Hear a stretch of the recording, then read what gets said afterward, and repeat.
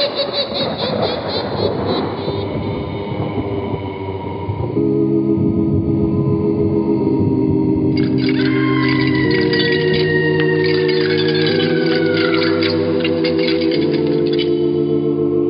Mysterious Old Radio Listening Society podcast.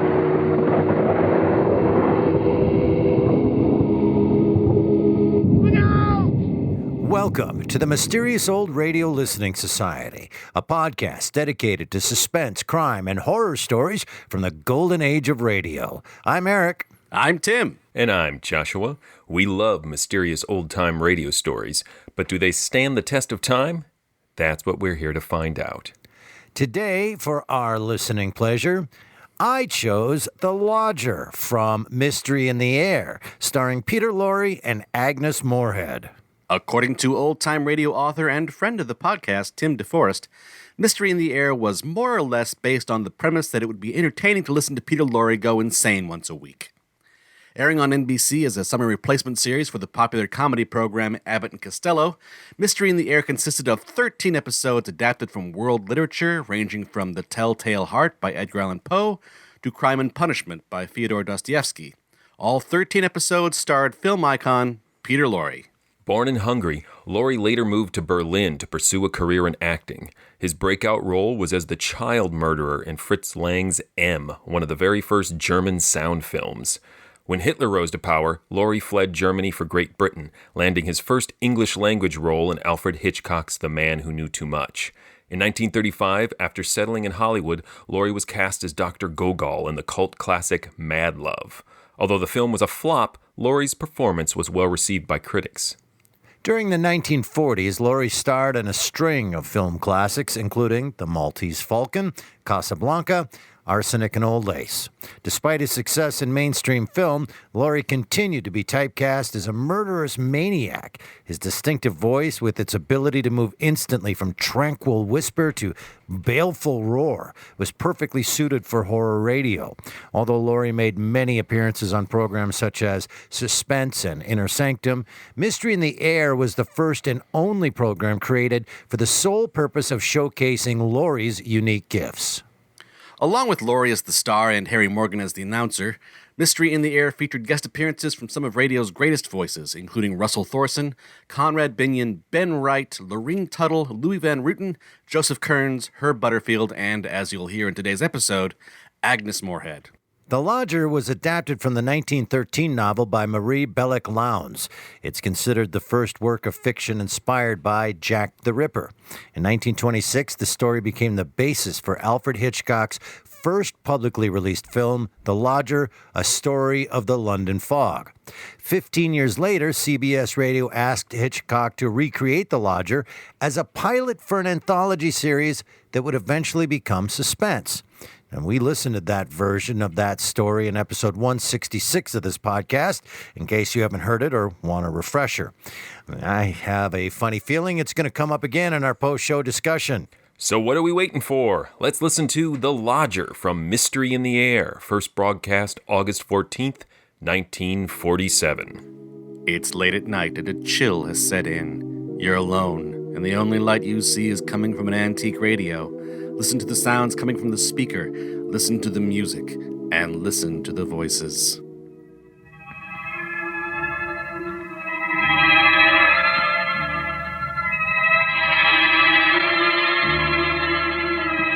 Mystery in the Air, starring Peter Lorre, presented by Camel Cigarettes.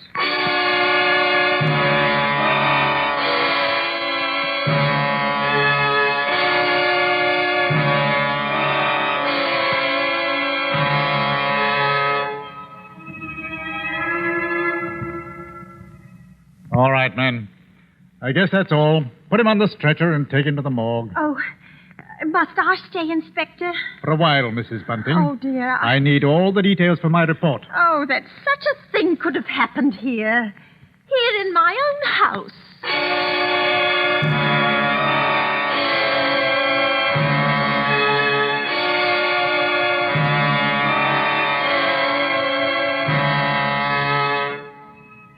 Each week at this hour, Peter Lorre brings us the excitement of the great stories of the strange and unusual, of dark and compelling masterpieces culled from the four corners of world literature.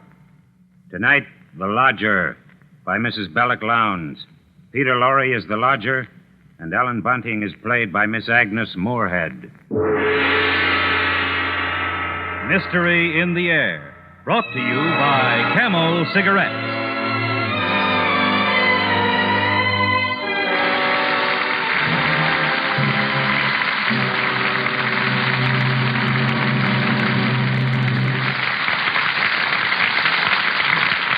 Experience is the best teacher. Try a Camel. Let your own experience tell you why more people are smoking Camels than ever before. Yes, let your T-Zone decide which cigarette you like best. Your T-Zone, that's T for taste and T for throat, is your true proving ground for any cigarette. So try a Camel on your T-Zone. Introduce Camel's rich, full flavor to your taste. Acquaint your throat with Camel's cool mildness.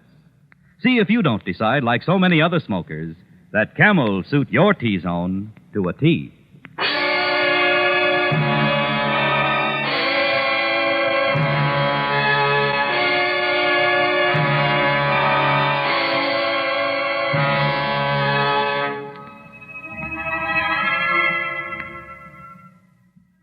Go on, Mrs. Bunting.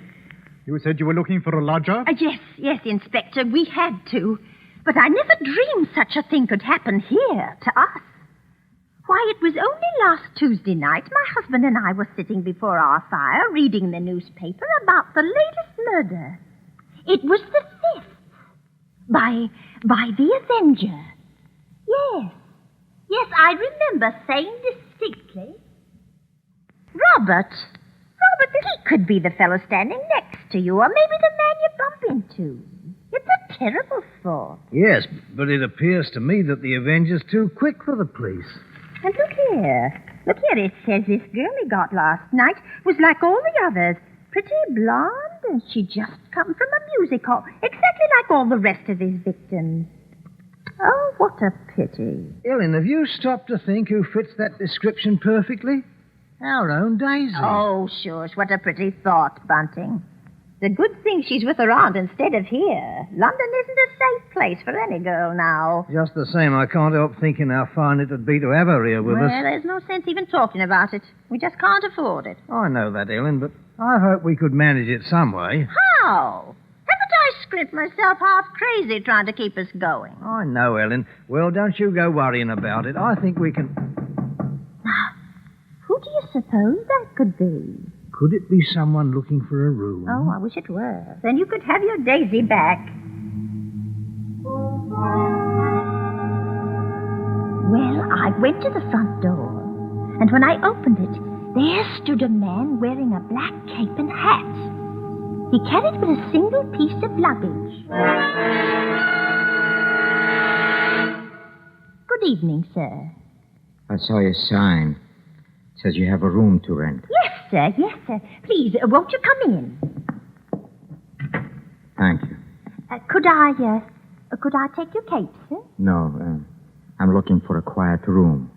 But it should be very quiet. Oh, we have that, sir. Just that. Above all, our house is quiet. Good. Your bag, sir. May I take it? No, just show me the room, please. Oh, yes, sir. It's right up these stairs, sir. This way. You see, sir, there's just my husband and me here, and we're ever so quiet. Mm-hmm. I'm sure you'll find this room to your liking. Well, here we are. Mm-hmm. Yes, I think I like this room. Yes, it is pleasant, isn't it? There's not many rooms with such pretty pictures, now is there? I don't know. Pretty pictures interest me very little. What I like about this room is the simplicity. I like the bareness. Yes, I think I'll take it. What is your name? Mrs. Bunting, sir. All right, Mrs. Bunting, I'll take the room. Oh, yes, sir.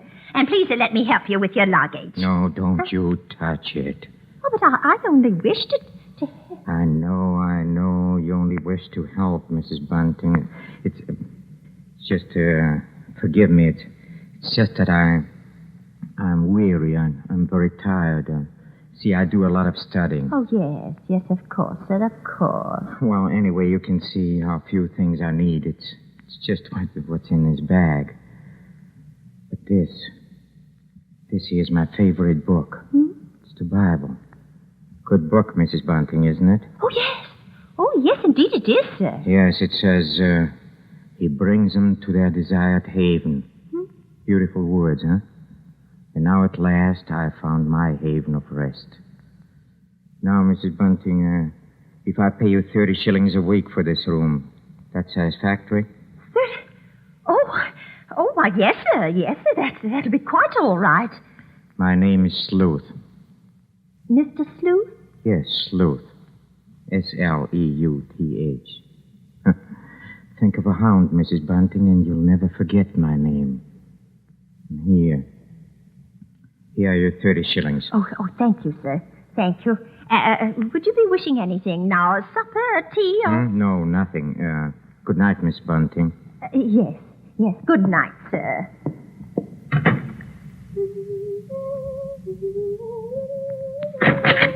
Please stop that. You hear? Oh, sir, what did I do? You were humming. That's music. Oh, but I... Music is an instrument of sin. Oh, yes, sir. And you did tell me, Mrs. Bunting, that your house would be absolutely quiet. Oh, but it is, sir. I didn't mean any harm. Believe me, sir. I believe you. I'm sorry I spoke sharply. I know you. You're trying to be considerate and kind. Oh, thank you, sir. By the way, Mrs. Bunting, I think I would like some bread and some tea. Oh, certainly, sir. I'll have it in an instant.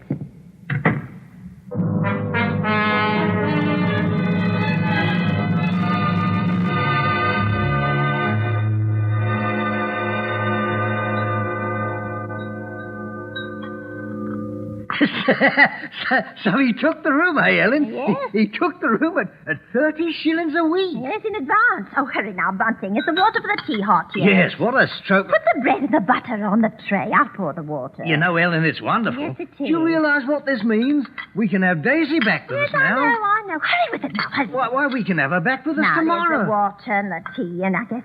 Yes, it's all ready. Open the door, Bunting. I'll take it up to him right away. There you go, old girl. First thing in the morning, I'm going to fetch Daisy and bring her home. Oh, it's a wonderful night, Ellen. Wonderful.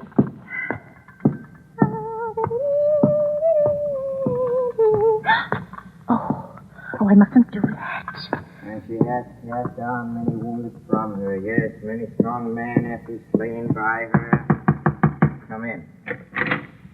And to know how the wickedness of folly... Oh, why, Mr. Sleuth, you... Yes? What is it? Those pictures, those pretty girls, you've turned all their faces to Yes, the wall. I've turned them to the wall because they're wicked and sinful. Oh, but, sir, Don't you agree, Mrs. Bunting, that everything wicked and sinful should be purged from the earth? Huh? Yes. Oh, yes, I do. I'm happy to hear that, Mrs. Bunting. Now, if you'll excuse me, I have to leave. Oh, but, sir, here's your tray. Good night, Mrs. Bunting.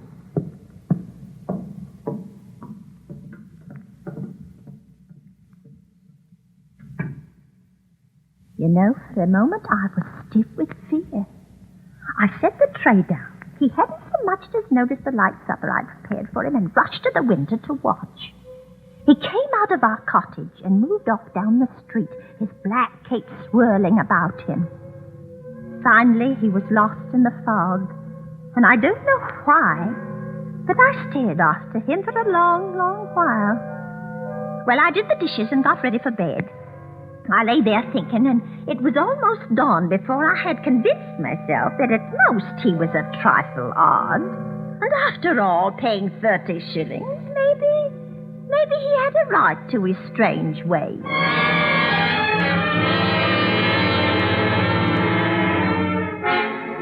It was daylight when I was suddenly awakened by the newsboys shouting in the street. Horrible murder! Read all about Murder at King's Cross last night. Avenger strikes again. Slowly, I realized what the newsboys were shouting. Horrible murder! Avenger took 6 victims! Oh, no! Avenger at work again! Another girl falls victim to a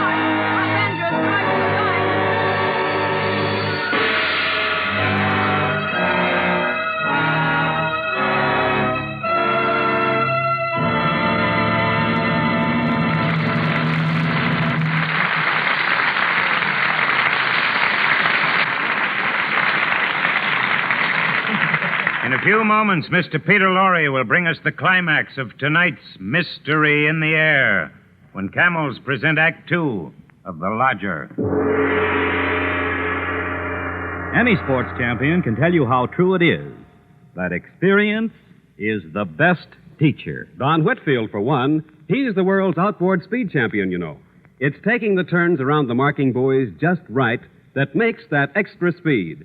And boy, how Don Whitfield worked out on that problem. Don Whitfield recently said, "Experience is the best teacher in outboard racing and in smoking, too. Smoking whatever brands I could get during the wartime cigarette shortage taught me there's no other cigarette like a Camel." And many other smokers had the same experience. Yes, during the wartime cigarette shortage, when people smoked whatever brands they could get, then's when we all compared cigarettes, whether we wanted to or not. And then's when so many people decided that their tastes liked Camel's rich, full flavor, and their throats liked Camel's cool mildness. The result? More people are smoking Camels than ever before. Experience is the best teacher. Try a Camel yourself.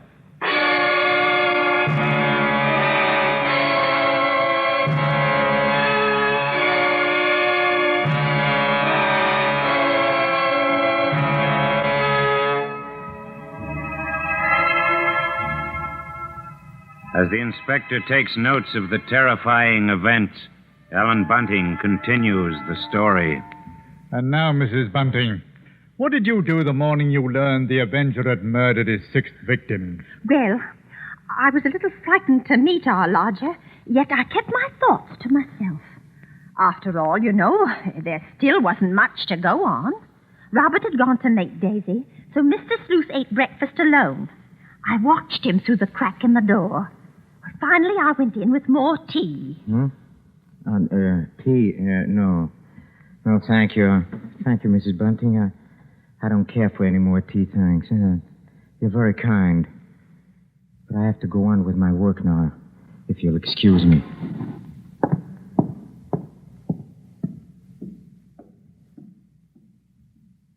My fear really changed to pity then. Oh, he seemed so helpless and tired. And he was so considerate. This man couldn't be a murderer. It was all a coincidence. Besides, we just couldn't afford to lose that 30 shillings a week. Well, around 10 in the morning, he left the cottage, and I decided to go upstairs and have a look about his room. I had to find out what he carried in his one piece of luggage. It wasn't a bag. It was more like a case. Yes, a case.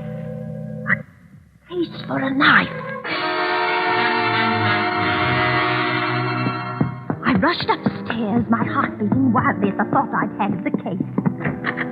No, there wasn't anything in his closet. I went over to the chest of drawers against the wall. Nothing in the top one. In the next one, there was just some socks and some underclothes. The next one was empty. There was only one other place for the small, narrow case. The bottom drawer. And it was locked. I pulled and pulled at it. And then suddenly I heard the front door open downstairs. In a panic, I rushed out of the room and down the hall. Oh, you're upstairs, Ellen. Look, Ellen, Daisy's here. Oh, thank heaven. Oh, Mother, it's so good to see you. It's so good to be home. Why, whatever's the matter? Yes, you're quite white, Ellen. Oh, I'm all right. I'm all right. It's just that I wasn't expecting you so soon. Well, it's good to be back. The country's all right, but there's nothing like London now, is there? Oh, no. No, that isn't. Well, as long as that Avenger's about, you're going to have something to do to keep this young lady indoors, London or no London. Oh, don't you worry. Mother will see to that. Oh, well, Daisy, I might as well get you settled. You see, Father? What did I tell you? She'll have a dust cloth in my hand before I have my coat on. Mr. Sleuth. Why is my door open? We were just leaving, sir. Have you been in my room? Not at all. Not at all, sir. From now on, Mrs. Bunting, I shall keep my room locked. Oh, but you see, sir, I was just tidying up a bit, and Mr. Bunting, he brought our daughter home. She just arrived. This is Daisy. Pleased to meet you, sir. She's been away for quite a while. That's why we're a bit excited, you might say. You were probably surprised to hear us laughing and carrying on. Yes. I must say I was, but then there are different kinds of joy, are there not, Daisy? Yes, I'm sure there are. Yes.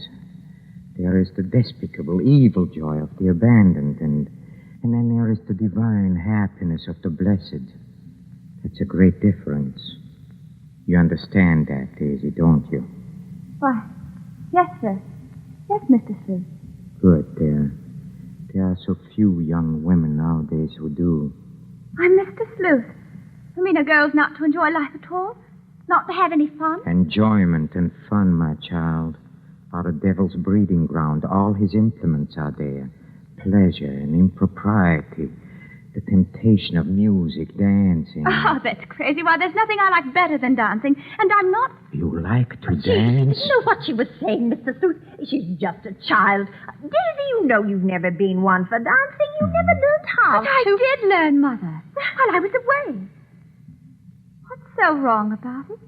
What's the harm in dancing? It says she lies in wait as for a prey and increases the transgressors among men. I don't know what you mean. I've never heard such nonsense. Nonsense?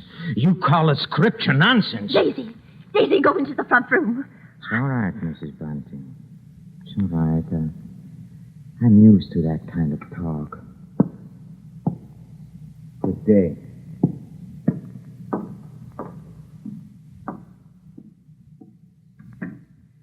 Daisy. Yes. Daisy, listen to me. What, Mother? I've got to tell you about... About what? Nothing. I've got to go out for a while now. I'll be back.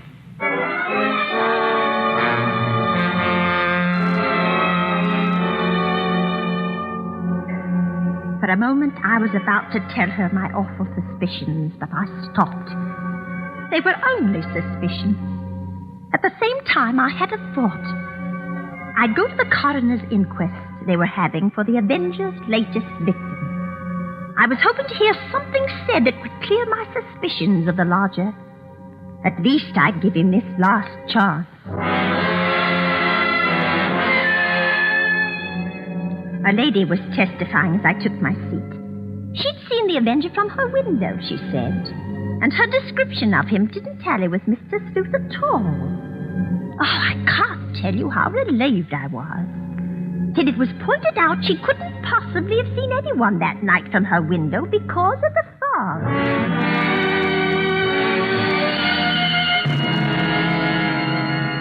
Then the next witness was a Mr. Cannot. I leaned forward anxiously as they swore him in and began asking questions. You say, Mr. Tenant, you're positive that you saw this man? Positive, sir. It was only a few moments before the murder that I saw the Avenger. Describe him. Well, he wore a black cape, I believe, and was very gaunt-looking, and was carrying a small handbag. A handbag? Yes, a small, narrow handbag. Such a one as might contain a knife. Silence in the court. Proceed, Mr. Tenant. Well, he had a low, hesitating voice. I'd say with something of a continental accent. An educated man, I'd judge, but quite mad. And what do you mean by that? Well, as he emerged from the fog, he was talking aloud to himself. Oh, believe me, sir, he was reciting scriptures from the Bible. Oh, no, it can't be. It can't be. Could there be any doubt about it now? Mr. Sleuth, our lodger, he was the murderer.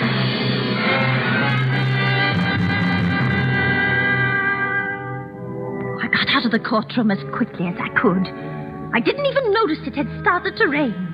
I hardly remember going home. Running and walking somehow, while the nightmare of fear and terror grew bigger and bigger inside me. It was 3 streets from our cottage that I saw my husband, Robert. One thought hit me clearly. I realized Daisy must be home alone with the Avenger. Bunting!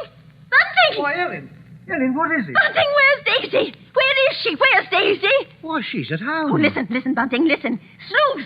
Sleuth is the Avenger. What? What are you saying? Oh, Lodger, he's the Avenger. Daisy's alone with him right now. Hurry, hurry.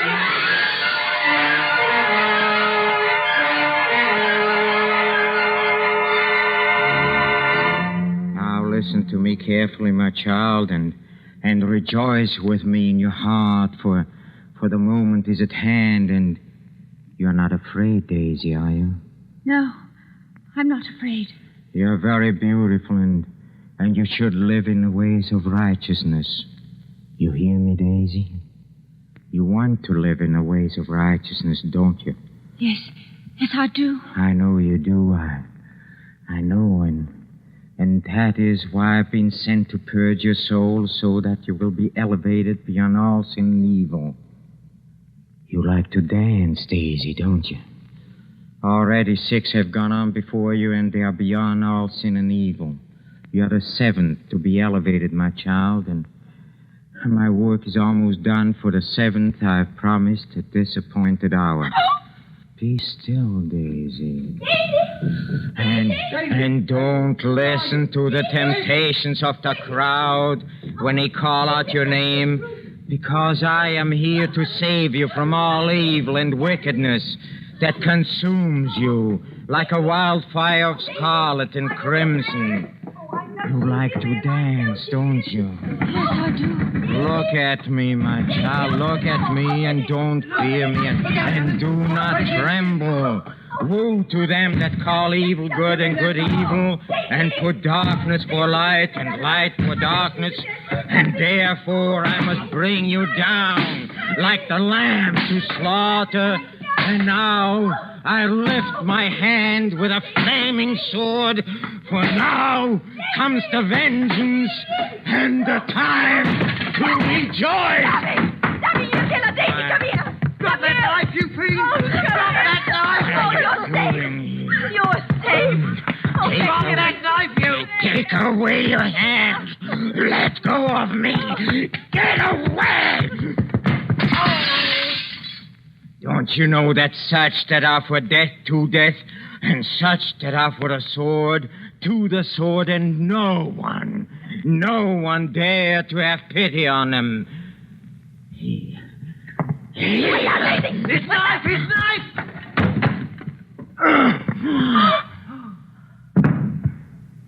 Oh, mercy. Oh, he fell on the knife. Yes. It is burning. It is burning in me like a fire. Oh, it purges me and consumes me. All sin and evil are falling away. Praise and glory, for it is I who is the 7th. Yes, the vengeance is fulfilled.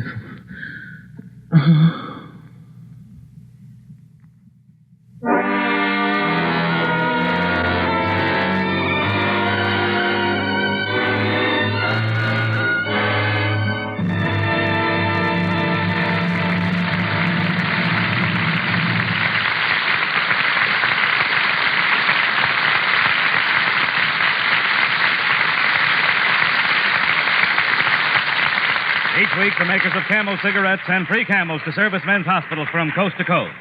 This week, the Camels go to Veterans Hospital, Jefferson Barracks, Missouri, U.S. Army Letterman General Hospital, San Francisco, California, U.S. Naval Hospital, Charleston, South Carolina, U.S. Marine Hospital, Ellis Island, New York, Veterans Hospital, Fort Meade, South Dakota. Yes, everywhere more folks are smoking Camels. Many of those Camel smokers are doctors. You know, 3 leading independent research organizations asked 113,597 doctors, what cigarette do you smoke, doctor? The brand named most was Camel. According to a nationwide survey, more doctors smoke Camels than any other cigarette.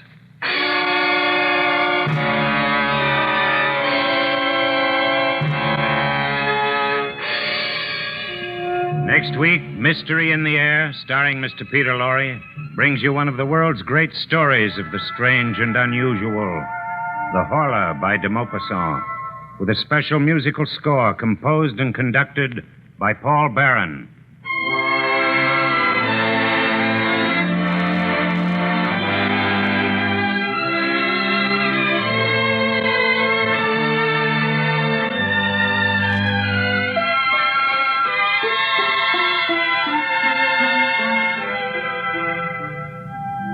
Hey there, Mr. Pipe Smoker. Do you know that more pipes smoke Prince Albert than any other tobacco? Well, it's true. So why don't you give PA a try?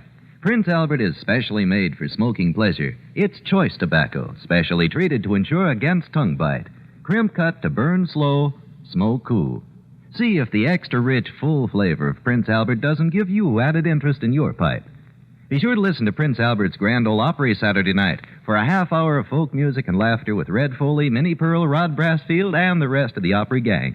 And as Red's special guest this week, you'll hear Salty Holmes. Remember, Prince Albert's Grand Ole Opry, Saturday night, over NBC.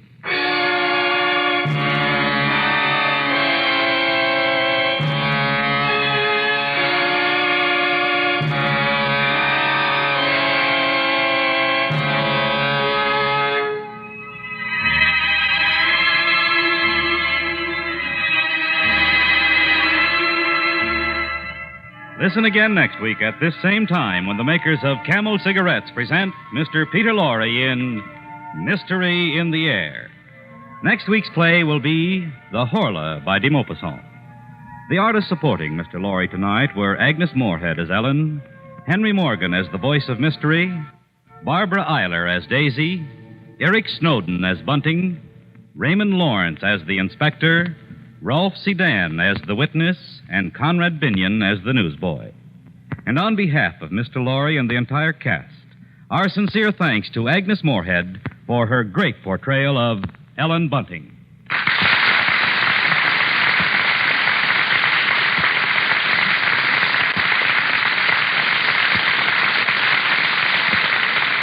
This is Michael Roy in Hollywood wishing you all a pleasant good night for Camel.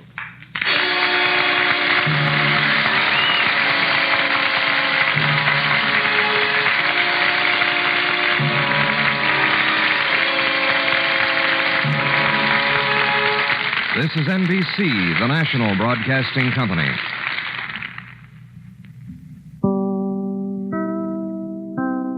That was The Lodger from Mystery in the Air here on the Mysterious Old Radio Listening Society podcast. Once again, I'm Eric. I'm Tim. And I'm Joshua.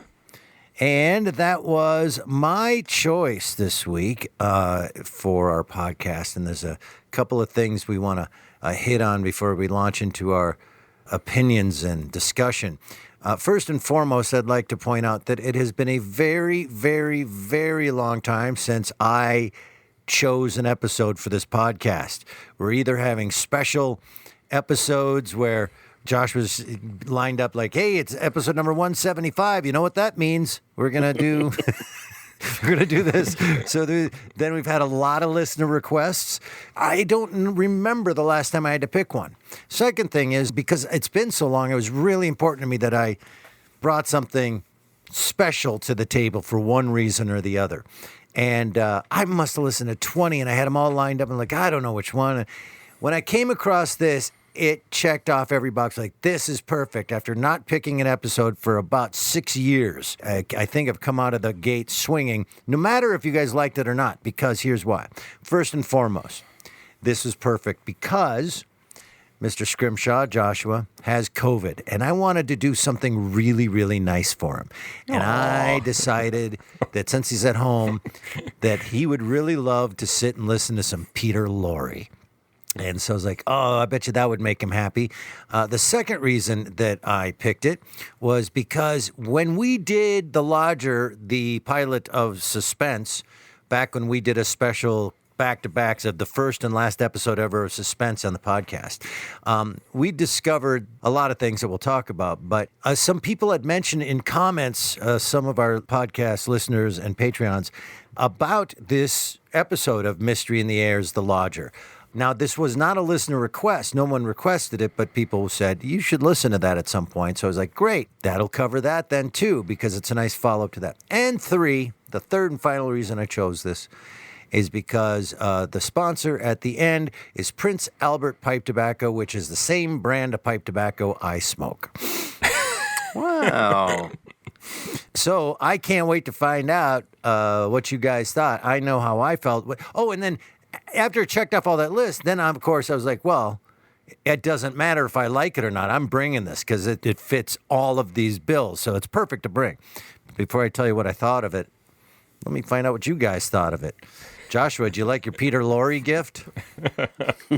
I did. I really liked Peter Lorre. Anything with Peter Lorre is great. And Mystery in the Air holds a special spot in my heart. It was one of those cassette tape sets that I had when I was in high school, and I listened to it a lot through college. I think there are only 8 of the 13 episodes that still exist, so it was that perfect 4-cassette tape set. Yeah. And I listened to it again and again, so I can pretty much recite the opening announcement along with Mr. Morgan and the Camel cigarette ads, fits your T-zone to a T. I know them almost by heart. So that was great, a nostalgic experience for me to re-listen to it. So thank you, and I appreciate that. When's the last time you listened to this one, then? So you've heard this many times, this Lodger. Many times, yeah. Well, here's the point where we get into this area where, as a friend, I feel like I should always be honest with you. I should say the Lodger is like my least favorite of the Mystery in the Air. Hands down. I really don't like it at all. But I love Peter Lorre and I love Mystery in the Air. I got that email from Eric and I went, oh, he did this for me. Time for some tempered enthusiasm. But Eric and I have had a private conversation about this before, and so listeners should know this, and Tim should know it, that like my number one thing about friendship is I would hate the feeling that someone ever tempered their actual feelings and pretended to feel a different way because we were friends. To me, that's the opposite of friendship. So I will feel free to say thank you, Eric, but also criticize the episode a bit. Oh, man, I got to redo like 200 some episodes of this podcast now. I completely agree with what you're saying, Joshua. Damn it. Yeah, I'm shocked. I can't wait to find out why. Tim, your turn. Let me tell you, my primary reaction to this was, I'm assuming this was a radio show that was recorded with a live audience. It really has that feel. When you hear the live audience? Yes. I've been fooled by things before. Right. And it feels like a live, energetic show. Yeah. It's got that energy to it, and I really, really enjoyed that. I can talk more in depth of, like, that is not always my favorite type of show, but it's rarely what I actually listen to, and so it was a treat for me to have that experience. The show itself was also part of that. This is a sort of sweet old chestnut of a show performed by some very amazing, talented actors. This is like a night out at the fancy theater wearing a suit. I wasn't wearing a suit, but I felt like I should be. So the whole experience was very enjoyable. To be honest, it's really hard for it to fail when your only exposure to the Lodger is that pilot from Suspense with Alfred Hitchcock directing, and it could have been a half an hour of a toilet flushing, and I would have said, wow, that's so much better than that Lodger from Suspense. It doesn't have a lot of competition as far as the storyline goes for me, nor have I read the original novel, nor have I heard any other adaptation of this short story that was originally written by, what's her name, that I said in the beginning. That Marie Bellic Lowndes. Yes. So I don't know anything about it other than that episode of Suspense. Then when you add, oh gosh, it's got Peter Lorre and Agnes Moorehead in it, how can it fail? So I'll tell you right now, I didn't listen to it when I picked it. Boy, that checks off the list. Mystery in the Air, Nice. Peter Lorre, Agnes Moorehead. You have listened to it, right? We have now. Did I just say we? Oh, man. There's more people in my head than I thought. But they checked off that list, and then it also checked off the list of, it'd be great discussion comparing it against that other Lodger. And so I said, great, and I sent it out. And then I listened to it, and I thought, well, I'm either going to hate it or love it. Either way, it'll be great discussion. When it was done, I went, oh, man, I will be shocked if they don't like it. Because I loved it. I thought it was fantastic. It was so riveting and so well done. And again, I wonder if I'm being swayed by that terrible Suspense version, that pilot. So I don't know. But Laurie's performance, the pacing of it, the gruesomeness of it, that Silence of the Lambs feel like, please, rescue, hurry and rescue. It's so close. You're knocking on the door. You're not going to get her, help her. You know, it has that tension. It's just a straightforward, go get the bad guy kind of thing. And I really enjoyed that. And the banging on the door at the end was really, really intense. Anyway, that's where I'm at. Joshua, why do you hate it so much? Well, let me start with a compliment and agree with you, Eric, on that final scene from a directorial point of view. There's a lot going on. You have angry voices on both sides of a door in audio, and the way it's put together, you are able to sort of move to both sides of the door back and forth until they manage to break it open and get into the room. And it's very cinematic and visual in that way. And so I give it a lot of credit from a directorial point of view. I think the script is really bad, but I am very story biased and script biased. There can be a lot of great positive things about a show, and if I get tripped up by the script, that can really sink it for me. And I think you're very different in that you kind of look at the whole a lot more than I sometimes do. It's all about how fast they got to the castle. But anyway, I think the script is really obvious and dull by itself. And then if you are familiar with the original, the adapter passed up so many great elements of the story and replaced them with things that were very obvious to my taste. I feel like there is very little suspense for me in the story because it is just so obvious who it is from the get-go. Which is fine. I do like those stories that are more of a sense of dread as we move toward the inevitable conclusion. But the script itself seems to want to convince us that there is more suspense involved in is he the killer or not than it really is. So in that way, maybe it's just not a great vehicle for Peter Lorre, and that he's not coming in and tackling this from a subtle point of view.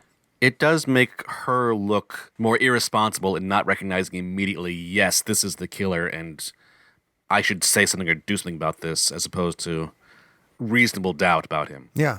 I don't know what your reaction was, but this seemed a very non-Agnes Moorehead Agnes Moorehead. Do you know what it is, Tim?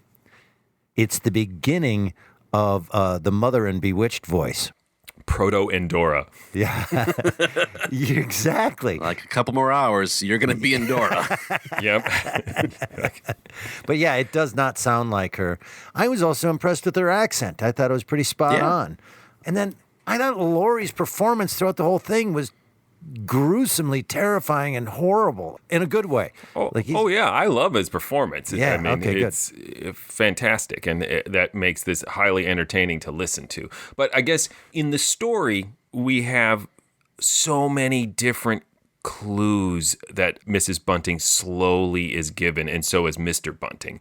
And the story runs in these two parallels where Mrs. Bunting's suspicions are growing and Mr. Bunting's, and then they converge just like they do in the story, and then they realize that they've left Daisy alone in the house, and they rush back, and Daisy's just fine and everything's okay. And there's a whole nother ending that I think is really strong from the story that is set in Madame Tussauds Waxworks, which I would have much preferred they use. However, if you're familiar with Mystery in the Air, there's a whole nother evil Waxworks story as part of this season, The Mask of Medusa, which might have been why they decided to cut that. But there's just so much back and forth in the story that makes you go, maybe she is wrong, but she's probably right. Yeah. But if she is wrong, there could be real consequences to it. And Mr. Sleuth is suspicious, but he's not just as dripping with evil and crazy as Peter Lorre is. And so I had already read the story, and I really like it, so it's hard for me to separate those two. Also, the story is really phenomenal for its time period, in that it's not just that it's the first fictionalized account of Jack the Ripper, but it also is this very early unofficial female detective in the form of Mrs. Bunting, who is actually involving herself in this crime that was committed solely against women. And we have this whole story about a woman who gets to be the person who figures out who is doing these killing, while the male-dominated police cannot figure it out at all. In fact, in the original story, the police are at Madame Tussauds' and they are bragging about how they know who the killer is as they walk right past Mr. Sleuth and don't catch on. And so it's a interesting story, and I think it's an interesting cautionary tale and adaptation that at some point, if you simplify things to such a degree, you can lose what initially drew you to adapting it in the first place. Yeah. But they clearly wanted it to be the story that you are describing, Eric, this very straightforward story, because his only suspiciousness in this story is his religious fervor. That's there in the story, but it's one tiny component among a lot of other clues. And there's nothing about dancing, which is a total... I mean, not that there hasn't been a lot of anti-dancing sentiment in the church, but it's a just strange simplification. As a small contrary to that, if I went into anybody's room and they had a lot of pictures of beautiful young women and then turned all those pictures to the wall, that's a complex problem that I think is a red flag. yeah, I think so too. But again, that goes back to my point where it doesn't give you any room to not suspect him at that point. And he's very over the top in that moment. In the story, I think they have the same moment, and all he says to her in that moment is, "I didn't like the way those women's eyes followed me." That's the only thing he says, which is super creepy. Let me see if I got this right, though. The problem with it being so specifically, like, there's no doubt Peter Lorre's the guy, right? It's so spoon-fed to you. It's so obvious, right? That you start, as a listener, going, well, then it obviously isn't him. Exactly. When it is him, you go, oh, well, that's stupid. You told me that at the beginning. All right, I get it. I went along for the ride of, oh, it's him. How you gonna get him? Right? And his death at the end was cool. Yeah. I mean, it was well directed. I think from a writer point of view, it was a little lazy. He fell on his knife. Or maybe that was something symbolic, that the writer falling on his pen at the moment. Well, I mean, Jack the Ripper was super clumsy. And people forget that part about the clumsy Ripper. Wasn't that the old SNL sketch where Jack the Ripper put the star on the top of the Christmas tree and fell down? No, that was a different character. So, yeah, let's rewrite it then. So if we're spoon-fed that, at the very end, what's the twist? She's the murderer. That'd be a twist. Mrs. Bunting. I mean, I don't want to go in that search of a twist, and a twist doesn't mean who the killer is. I just thought there might be something of a more interesting showdown. And in the story, and it's mentioned in the script, that she has a level of sympathy for Mr. Sleuth. Yeah. And it's mentioned at one point very briefly in the script and then just dropped immediately. She goes, oh, and I felt a little bad for him, but since he's not here, I'm going to search his room for a knife. And it didn't make a lot of sense. And in the story, the twist is, obviously it is Mr. Sleuth in the original story, but he has this great respect for Mrs. Bunting, that she is a good and just woman. And at no point was Mrs. Bunting in any danger from him or Daisy. And that was sort of the ironic twist in the end of the original story. He believes then that he is framed by her when he sees the police in Madame Tussauds. And so anyway, I think it's a very complex piece of writing for its time period, and I was biased because of my familiarity with the original. So I was listening to this just clearly in mind, constantly comparing it to the other version we listened to. And as I was saying, my biggest impression was this seemed like the very formal, well-produced, this is the nice theater version where you go when there's expensive wine. And Peter Lorre spills it on you, screaming in your face. And you go and you clap politely at the end and you had a really very nice time. And then like the other version, the Suspense version, was the sweaty, air-conditioned theater where people are standing on your table. And like that's normally interactive theater. Yes, exactly, yes. And that's normally the theater I like, the theater I prefer, except for that version of interactive small little theater was not well done, and this version of big nice theater is like excellently done, well done. So it is the better version of the style of performance that I prefer less. Yeah. I followed all of that. No. Oh no, I'll figure out what you said in the editing process. But I'll just agree with you for now. If you could fix what I said, I'd be appreciative. No, I actually follow what you're saying. Totally. It is a much crisper, polished performance.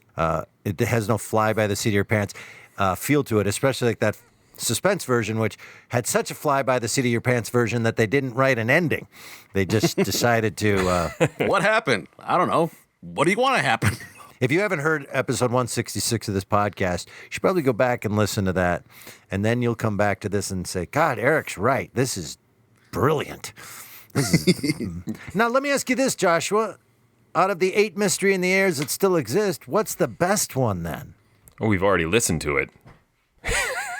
I said that because I know you will not remember whatsoever. I know we listened to one Mystery in the Air. I can't remember which one. Telltale Heart, if I remember right. No, that was from Inner Sanctum. That one's lost from Mystery in the Air. We listened to the Horla.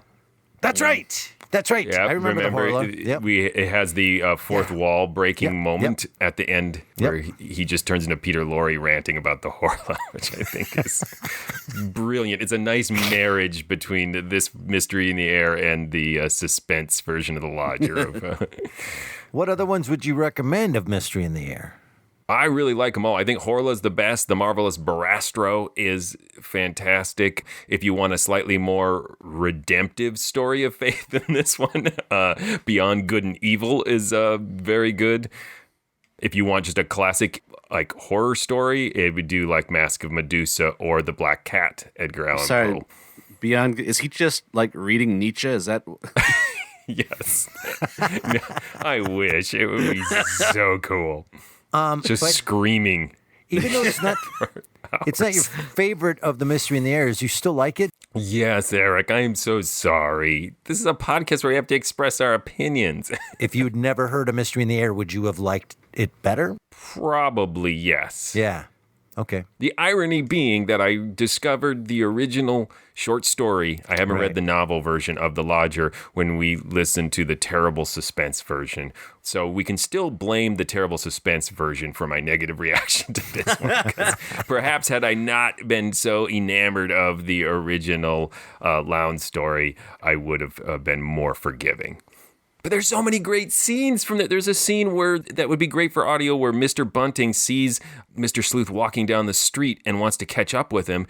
And Mr. Sleuth is walking so fast. Mr. Bunting has a hard time. He's trying to catch up. And then he slowly realizes that Mr. Sleuth's feet are making no noise whatsoever. And he suddenly realizes he's wearing rubber-soled shoes. And so, like, all the clues are delivered in these great little scenes that I thought, oh, this is so perfect for audio. Yeah, the Foley on rubber-soled shoes that make no sound would be brilliant. No, I know exactly what you're saying. Yeah, I think there's that curse of adaptation, right, Joshua? 30 minutes. Yeah. How do you do it? What do you pick? I love the angle, by the way, a lot of the religious zealousness of Laurie's character in this, even though you're telling me that in the original, it was a small part, but I love that they picked up on that and said, let's run with that. Let's just make it about, I hate dancing. I think that's exactly it. The point of this adaptation was to showcase Lorre. Oh, yeah. Mm-hmm. And just so you guys know, I'm pretty sure that Footloose was loosely based on this. No, kind of cut loose. Footloose. Why is everybody just standing there? Let's have a party. Jack, get back. We'll send it to the vote unless anybody has anything else to say. And I'll just start it with this. I was just riveted by Laurie's performance in this. It made me uncomfortable. And I'm going to tell you, and again, I didn't listen to it, sent it out, said this will be great. Let's find out what happens. When it was done, I wrote this down and I'm standing by it. That was a classic. I'm giving it classic. That was one of the better pieces of radio drama I've heard in a long time. I'll be with you, Joshua. I didn't really pay attention to the script. It was all about performance. That's where I stand. This is weirdly a episode where I might say it's a classic but doesn't necessarily stand the test of time. It is so iconically this sort of old-fashioned radio show. You're full of the enigmatic declarations. I love it. Just sitting up here on my mountaintop, spouting weird aphorisms. But yeah, it's It is, I think, by design of its time and sort of old-fashioned to my ears, but it's so enjoyable nonetheless, which is both doesn't stand the test of time and does stand the test of time. So that's my vote. You didn't actually vote, sir. I caught you. That was some wicked good politician speak you just did. I both voted and not voted. So I'm voting it is not of historical interest, is what I'm saying. Is it a classic? I can't call it a classic. Great. Is it stand the test of time? Yes. Yeah. I mean, if you're going to pin me down, make me actually vote, yes, that. Find that little nuance. Yes, I'm going to actually make you vote. President. All right. What really matters, though, is what Joshua thinks, because he has COVID. You know what I needed after 2 weeks of COVID? A bunch of pressure. Emotional pressure. Oh, and we have Peter Lorre right here, who's anxiously waiting. It's a classic. Don't break his heart. No, I mean, I have my biases, which I already mentioned. I do not want to beat a dead horse because there's a whole Mystery in the Air episode about Peter Lorre beating a dead horse. I don't want to spoil it. I think, like Eric said, the production and the performances totally stand the test of time. I think this stands the test of time. I think my issues with it would have been the same issues someone randomly tuning in 1947 would have had with it. When I think when you say stands the test of time, is there something just inherently about it that is so of its time, people would just go psh and not give it a listen. I mean, the closest thing to something that I think a modern listener would have a hard time with is some of the music is so overwhelming. It's the type of overbearing orchestral music in an old-time radio show that I love. Other than that, I definitely think it stands the test of time. I think you are just as likely to find it thrilling or predictable in 1947 as you are today. We are an example of that. I think the story is much, much better and would encourage people to read the story. I've not read the novel. She originally wrote it as a short story and expanded it. But I think the story's good enough that I don't know why you would need hundreds more pages of it. Because advertising. Gotta pay the bills. Yes. All right. Well, there you have it. Tim, tell them stuff. Please go visit ghoulishdelights.com, home of this podcast. You'll find other episodes there. You'll find links to our social media pages. You'll find links to our Threadless page. You can get swag, Mysterious Old Radio Listening Society swag. You can also find a link to our Patreon page. Become a supporter. Yes, please go to patreon.com/themorals and support this podcast. We really appreciate it. We've got lots of great stuff. We do Zoom happy hours. We have extra bonus podcasts for our Patreon supporters. And you can also go to iTunes and write a review. We have lots of reviews, and we would greedily take more. So please do that as well. And the division of the Mysterious Old Radio Listening Society that does live theater and recreations and adaptations of original broadcasts of radio drama, plus a lot of our own original work, mostly that actually. We are at Park Square Theater in St. Paul, which you can see our shows monthly online. And we eventually will be back on stage here in 2021. Right now, we're still online, but go to parksquaretheater.org to get a ticket and see us perform them virtually. I will tell you, though, I'm pretty sure that once we get back to being on stage, there'll probably still be an online version available for those of you who have been not in the St. Paul area and have gotten used to watching these. And thank you. So, again, go to parksquaretheater.org or go to mysteriousOldRadioListeningSociety.com for all of this information. There's links to everything there. Our shows, our ghoulishdelights.com, our podcast, all of it. Hey, what are we doing next? Well, before we get into what's next, I do want to take one moment to thank some people. I want to thank my hosts for being so kind and understanding as I've been recovering from COVID. I'm feeling a lot better. And I also want to thank all the people on social media, on our Patreon page, who wrote me nice things and well wishes. And I really appreciate it as I was recovering. It was really nice. And thank you so much, Eric, in all sincerity, for thinking of me with Mr. Peter Lorre, because it always puts a smile on my face. So thank you, everybody. I have great co-hosts and we have great listeners. So thank you. Who do you like better? Really really know how to push it, Eric. Peter Lorre is my favorite. Now, let's move on. Next, we will be returning to the listener library for an early episode of Suspense entitled 100 in the Dark. Until then... Look out! Beyond Good and Evil by Friedrich Nietzsche. Read to you by Peter Lorre. Preface. Supposing that truth is a woman, what then? Is there not ground for suspecting that all philosophers, insofar as they have been dogmatists, have failed to understand women? That the terrible seriousness and clumsy importunity with which they have usually paid their addresses to truth, they have been unskilled and unseemly methods for winning a woman.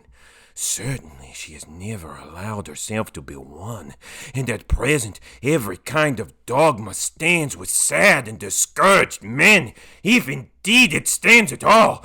For there are scoffers who maintain that it is fallen, and that all dogma lies on the ground, nay more, that it is at its last gasp.